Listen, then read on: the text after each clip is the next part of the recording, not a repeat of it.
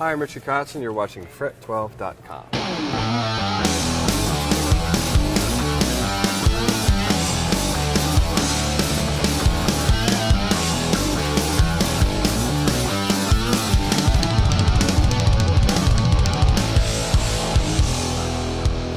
I'm using pretty much one guitar. I have a backup version which is identical, and it's my signature model Telecaster that I've been playing pretty much since 1996.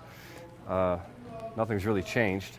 When I designed the guitar, I chose this tobacco sunburst finish because in '91, when I started endorsing Fender, the first guitar they gave me became my main guitar, and it was a tobacco sunburst Telecaster. But one of the things that I always liked about Strats was how comfortable they were. So when I did my model, I added back then the comfort cut, and we also slightly tailored this part where your arm goes. So that's custom, and the wood is specific. It's flame top and swamp ash on the back. And I chose gold hardware just because I like it. And the neck is the most interesting aspect and custom aspect because we did a lot of work just getting the right size for my hand.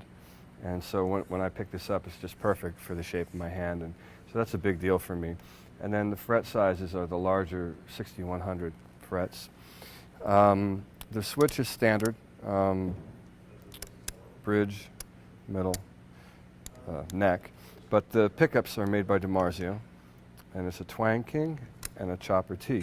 And this is an interesting pickup because it's right in the middle. Like it's louder and more aggressive than a normal, single coil Telecaster pickup, but it's not quite as aggressive as like a normal humbucker. It's kind of in the middle, so I still get the responsiveness that I need when I play. I like to have those dynamics. When I play quiet, I want it to be quiet. If I play hard, I want it to get louder, and if it's very easy to lose that with a hotter pickup. So this one is a really great pickup because it gives you the aggressive tone when you need it, but you can also get the old school kind of Telecaster sound. And then there's two tiny, one more thing I forgot. This is not a tone control. This is a series parallel switch. So when it's in the middle position, one way it's series, and then the other way it's parallel. So you actually get four different kinds of pickup configurations in this guitar. And the reason I did that was I don't really use the tone control, so I figured I wanted that extra option. So that's why I have that. The modifications, the first modification is this little disc that you see here. And what that is a tuner. And so if I turn the switch on, the tuner comes on, and I can see if I'm backstage or if it's noisy in the dressing room or whatever, I can check my tuning without having to make an issue. As well? Yeah, when you do that, it mutes. Now the original design of this was a push-pull pot without that little mini switch. I actually put that there because I learned that the switch, because I sweat a lot, I was running into some problems. So I needed a normal potentiometer for the volume control, so I wouldn't have an issue. So I just rewired it so that I had a straight toggle switch to control the tuner. But that's all that's for. And then the other mod is this drop D tuner. I add that. Just makes it easy, drop down. If I want to play a song in D, there it is.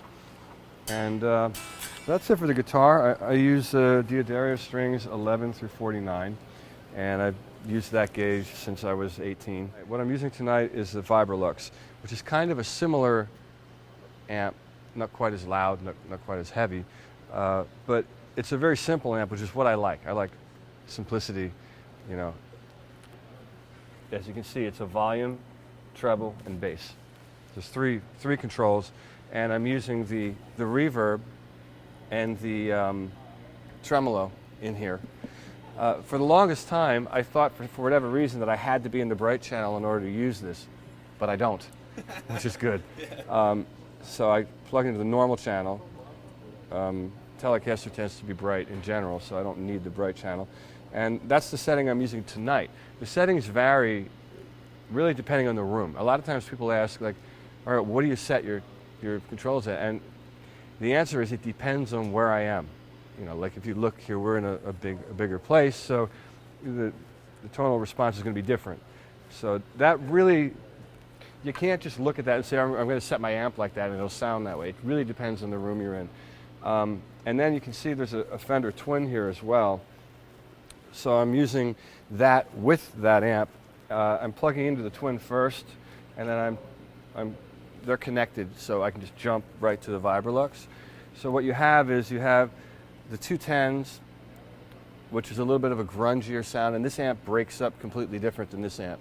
So you've got a way grungier kind of tone coming here, and then this one you've got a really clear kind of hard attack, and so together it sounds pretty cool. And that's the rig. Settings here, I've got, this one's on 4, this one's on 3. This is a louder amp. Treble's at 5, middle's at 5, and the bass is just about at 6. And that's pretty much it. I've got the Line 6 wireless that I'm using, and miking it up with a couple of 57s, and there you go. So I just wanted a simple standard wah, and that's what this is. That's what I'm used to, so I'm using that. This obviously is to control the reverb and the tremolo from the Fender amp, and I prefer the natural reverb that comes in the Fender amp, and so that's what I'm using. And then here we have Tech 21 makes a really great delay. This delay has a tap tempo feature, which is something that I need and I use a lot. And it has a couple other cool features as well. It has the flutter control, which I don't use too much. There's a tone control and obviously feedback, but there's also a level control here that kind of operates as a boost when you turn the delay on, and you have the option to use that as a boost or not, so you can turn it on or off. And it's a great delay. I'm also working with Tech 21 and developing an overdrive, and as you can see here, this is a prototype. Obviously it's the third incarnation of the overdrive, and we've been going back and forth, and I've been listening to it and fine-tuning it, and this is the overdrive that is tuned correctly. And so now that we've figured out what it is that I want out of an overdrive, the plan is to make this available and market it so that people that want my overdrive sound, they can buy the pedal, and then there it is.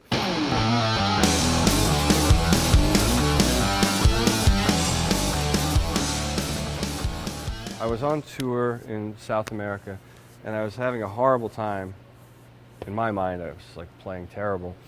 And I figured, I got like 10 more shows to do. Like, what can I do? I'm not going to get any better practicing like a couple hours in the hotel room the night before. So I decided to try to play without a pick. And I wanted to do it for the whole set, which was kind of nuts because I never did it before. So I really put that pressure on myself. And it changed everything. I mean, there was a whole repertoire of things that I would play that became default things to play. And they were instantly out the window. No alternate picking, no sweep picking. So it kind of forced me to go more internal, which the ultimate thing is to connect yourself with what you're playing, so that way you're really communicating through music rather than just regurgitating stuff you've practiced in your bedroom. And that night, that happened. Up until then, on that tour, I felt like I was just vomiting every night on the guitar. It's like, ugh. That show, I slowed down, I was listening more to the band, and then when it came time to solo, I really had to play something, not just play stuff that I practiced. So it was kind of like a big turning point for me. There's something happening when you have a large power transformer and a series of tubes that are, doing what they do. A speaker that's moving, that's pushing air, and it's going into a microphone. And then you're playing with your own personal dynamics. There's all kinds of random things that are happening there, musical things and natural things. So no matter how well you can make these algorithms. They're still algorithms. It's not the same thing. It's like having virtual sex. It's not really the same thing, you know. But a lot of people like it. It's convenient, and that's why they like it. But you know, if you want that sound, that Fender Twin sound, then you plug into a Fender. It's so simple. You plug into the Fender Twin, you turn it on, you turn the knobs, and that's the sound. For a long, long time, I didn't practice at all. Just played, and I still kind of, I just really just play. If I have an idea for something, like I a lot of times hear things, and I go to play it and I can't play it. I'm like, oh, how do I play that? Now, at that point, I practice it. I figure it out. Also, with the finger picking thing, like there's certain things that I want to be able to do that I have to practice. Otherwise, I'll never be able to do it. So, you know, I'll pick a certain thing, but I don't sit and, like, it's not a regimen anymore, or a regime, whatever the word is, however you say it. You know, it's just like, if there's something that I'm struggling with, then I'll sit back and figure out how I can get it under control. I have this thing that has been put together by the record company. It's called the Essential Richie Kotzen. And because I've been making records since like I was 18, and I have all this stuff, and a lot of people are kind of learning about it now. I mean, I've had a fan base for many years, but it's been kind of, you know, foreign, overseas, you know, South America, Europe, Japan, and now it's building here. But a lot of people are like, oh man, I don't know what to listen to. What record do I get? There's like, you know, 22 different records. It's been a long time. Right. And so we decided to make something called the Essential Richie Kotzen. And so what it is a DVD with like 10 songs that I did like some homemade videos to. Another CD with 10 catalog songs, and then 2 brand new ones. And then another CD with really old catalog songs that I did re-records on, and different versions. And so now, like, people that, you know, are like, oh, you know, I really just got into your music, what record do I buy? Buy this, you know. And so the thing that's new on it are the re-records. They're very different than the originals. And then I have 2 brand new songs, so we're going to go do like a little European run in September and promote that and do some playing and, you know, see where it goes. Sometimes, you know, you find yourself in like a comfort zone, and then it can become uninteresting. And so it's just about kind of finding a way to be inspired. I mean, it can be getting away from music or whatever. For example, I started playing with my fingers maybe 7 or 8 years ago. I decided I'm not going to use a pick anymore because I was just in a rut. And then so that inspired me to go in a different direction. And it's kind of the same thing with gear. You know, you do the same thing. For a long time, the Cornfords were really great. They still are amazing. But it's like, nah, I want to hear something different now, you know. And then I tried some different things, and now it led me to playing what I'm playing tonight, you know.